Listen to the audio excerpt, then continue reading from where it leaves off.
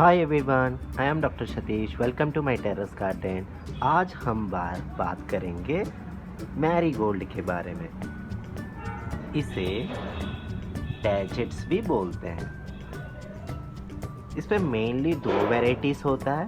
एक है अफ्रीकन लंबा वाला वैरायटी और दूसरा है फ्रेंच वैरायटी जो छोटे छोटे पौधों में भी फूल देते हैं। इसमें जो मेल वैरायटी होता है वो बहुत बड़े फूल देते हैं और जो फीमेल वैरायटी होते हैं वो छोटे छोटे फूल देते हैं। इसका native north and southern part of the Africa है और ये फैमिली एस्ट्रेशिया फैमिली से बिलोंग करता है। वही फैमिली जिसमें आपने गजानिया, क्रिसैंथेमम, सनफ्लावर, ये सारे इसी फैमिली से बिलोंग करते हैं। इसमें बहुत सारे रंगों में होंगे जैसे कि गोल्डन येलो कलर और येलो एंड ऑरेंज मिक्स वाला मैक्सिकन वैरायटी और light yellow and orange mix वाला सिग्नेट वैरायटी और इसमें स्वीट क्रीम वैरायटी भी एक होता है, वाइट रंग में दिखाई देता है। और आजकल मरून, ब्लू मरून बहुत ही फेमस में चल रहा है। तो जो नया वैरायटी आजकल चल रहा है गेंदे में। तो पहले बात कर लेते हैं सूरज की रोशनी। इसे बहुत ज़्यादा धूप की ज़रूरत होती है। नियरली 6 से 8 घंटे की डायरेक्ट धूप अगर इसे दे रहे हो, डायरेक्ट सूरज की रोशनी दे रहे हो तो काफ़ी अच्छे फूल देंगे। और एक पौधे से आप 2 किलो फूल ले सकते हो और 15 से 16 बार इसके फूल काट रहे हो तो और ज़्यादा फूल भी देंगे।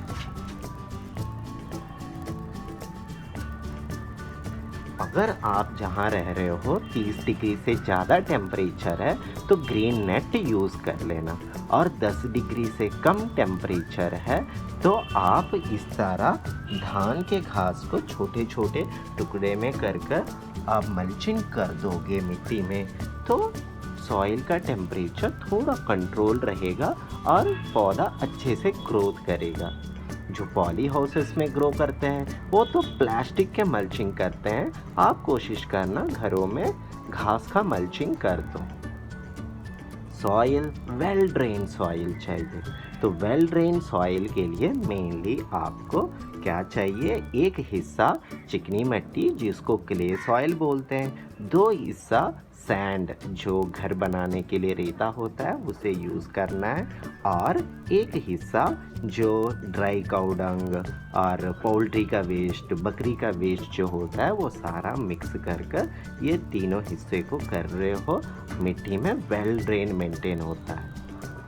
साथ ही साथ जब भी कोई पॉट ले रहे हो, क्ले प्लॉट ले रहे हो तो कोशिश करो इसके नीचे 1 या 2 होल हो जिससे पानी तुरंत ही चला जाए और उस होल में इस तरह का कोई जो पॉट का टुकड़ा है, क्ले पॉट का टुकड़ा ले लेना। इसमें एक तरफ देखना नौका की तरह होगा, दूसरी तरफ हाइट होगा। ये वाला पार्ट ऐसे रख दोगे, होल के जैसे नीचे होल है उसके ऊपर ऐसे रख दोगे। फिर इसके ऊपर छोटे छोटे स्टोन्स रखोगे जो एक्वेरियम के स्टोन्स होते हैं या घर बनाने के स्टोन्स होते हैं वो यूज़ करोगे। फिर उसके बाद रेता डाल दोगे। फिर पानी डालकर चेक करोगे कि प्रॉपरली पानी नीचे जा रहा है कि नहीं जा रहा है। मिट्टी तो नहीं जा रहा है, सिर्फ पानी तो जा रहा है, वो चेक करोगे। उसके ऊपर हमने जो मिट्टी बनाया 3 डिफरेंट सॉइल से वो वाला मिट्टी डालोगे। उसके ऊपर ये पौधा रखोगे, ठीक है। और ये पौधा जब भी रख रहे हो तो कोशिश करना एक स्लोप की तरह मेंटेन हो। जैसे पानी आप इधर दे देना और ये थोड़ा पहाड़ की तरह ऊपर वाला हिस्से में पौधा ग्रो कर रहा है तो हेल्दी ग्रो करेगा। सभी को गेंदा पसंद है, नर्सरी से लेकर आते हैं, लेकिन गेंदा मर जाता है या फंगल अटैक हो जाता है तो मेन रीज़न है वेल ड्रेन सॉइल ना होना या वेल ड्रेन पॉट नहीं होना। अगर पानी इसमें रुक रहा है तो तुरंत ही पौधा मर जाता है। तो उसके लिए आप क्या करोगे? Mainly well drain soil maintain करो या पॉट मेंटेन करो, और धूप बहुत ज़्यादा, तो जब ये मिट्टी अच्छे से सूख जाए तभी जाकर इसमें फिर से पानी डालना। जनरली धूप में, डायरेक्ट धूप में रह रहा है सो 2 से 3 दिनों में सूख जाता है अपने आप ही, तो इस बात का ध्यान रखना।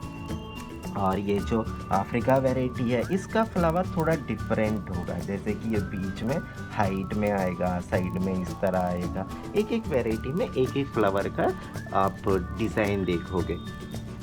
और पॉट में आप देख सकते हो कि क्ले पॉट भी ले सकते हो, बैम्बू पॉट भी ले सकते हो। इस तरह कोई पुराना टूटा हुआ खाना बनाने का बर्तन है मिट्टी का, वो भी यूज़ कर सकते हो। ये भी एक वैरायटी है। आप इस तरह विल्लो भी ले सकते हो, जो आपको पसंद है वो ले सकते हो। सो फर्टिलाइज़र, ये जब फूल देने लगेगा तब जाकर आप लिक्विड फर्टिलाइज़र डाल देना। हमेशा मैं कहता हूँ सरसों का जो केक होता है, मस्टर्ड केक होता है, वो खली को आप 1 लीटर या 1 बकेट पानी में डालकर अच्छे से मिक्स कर 1 हफ्ते तक फर्मेंटेड होने देना। तब जाकर वो पानी थोड़ा थोड़ा महीने में 1 बार दे रहे हो तो तब जाकर इसमें बहुत ज़्यादा फूल आते हैं। इसमें ज़्यादा वर्मी कंपोस्ट मत डालना, उससे क्या होगा, पत्ते ज़्यादा आएंगे और फूल कम आएंगे। इसमें थोड़ा पूर सॉइल, ज़्यादा सैंड इसलिए हम मिला रहे हैं क्योंकि फूल ज़्यादा आए और पत्ते कम आए। फिर इसका कंपेनियन प्लांट के बारे में बोलते हैं।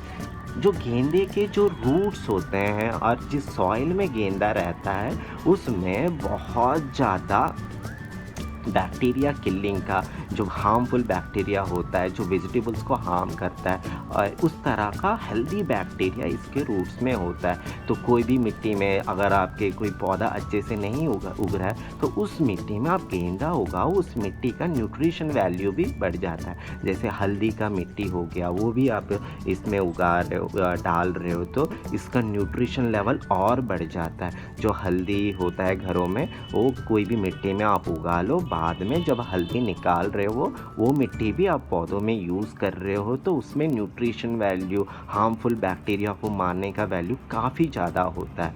तो मेनली इसको कंपेनियन प्लांट वेजिटेबल्स में यूज़ करते हैं, क्योंकि वेजिटेबल्स में जो हार्मफुल इंसेक्ट्स, पेस्ट आकर वेजिटेबल्स क्रॉप्स को ख़राब करते हैं उसको मारने में यूज़ करता है। नॉट ओनली इसके रूट्स, इसके फूल से भी बहुत ज़्यादा अच्छा खुशबू मिलता है, उसके वजह से बहुत सारे हार्मफुल इंसेक्ट्स इससे दूर रहते हैं।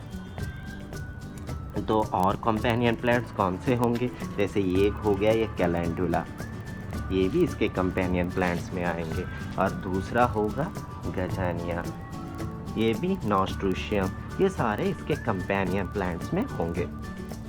साथ ही साथ ये वेजिटेबल जैसे कैबेजी, कॉलीफ्लावर, पोटैटो, फिर जो पंपकिन होता है, टोबैको होता है, ये सारे प्लांट्स के, चिल्ली, ये सारे प्लांट्स के नज़दीक में ये ज़्यादा उगाते हैं क्योंकि क्रॉप का यील्ड बढ़ जाए। जैसे मेरे बचपन में जो साउथ इंडिया में जितने भी फार्मर्स होते थे, जो हाई बेड्स होते हैं, जैसे बीच में चावल की खेती हो रही है, बगल में जो हाई बेड्स होते हैं, एक खेत से दूसरे खेत को सेपरेट करने वाले, वहाँ पर ये कंपलसरी उगाते थे। अगर वेजिटेबल्स हो रही है या फिर कोई धान भी उगा रहे हैं तब जाकर ये ज़्यादा उगाते थे। पल्सेस के साथ ये ज़्यादा कंपेनियन प्लांट उगाते नहीं हैं क्योंकि पल्सेस से उतना अच्छा रिज़ल्ट ये नहीं देता है। फिर मेनली इसका प्रोपगेशन ये सीड से भी हो जाता है। जैसे मैंने ये सीड्स को ही इस तरह के छोटे छोटे मिट्टी के कुल्हड़ में ले लिया, उसमें थोड़ा मिट्टी डालकर कोकोपीट में मैंने उगा लिया था। जब छोटे छोटे बेबी प्लांट्स आते हैं 20-30 दिनों में,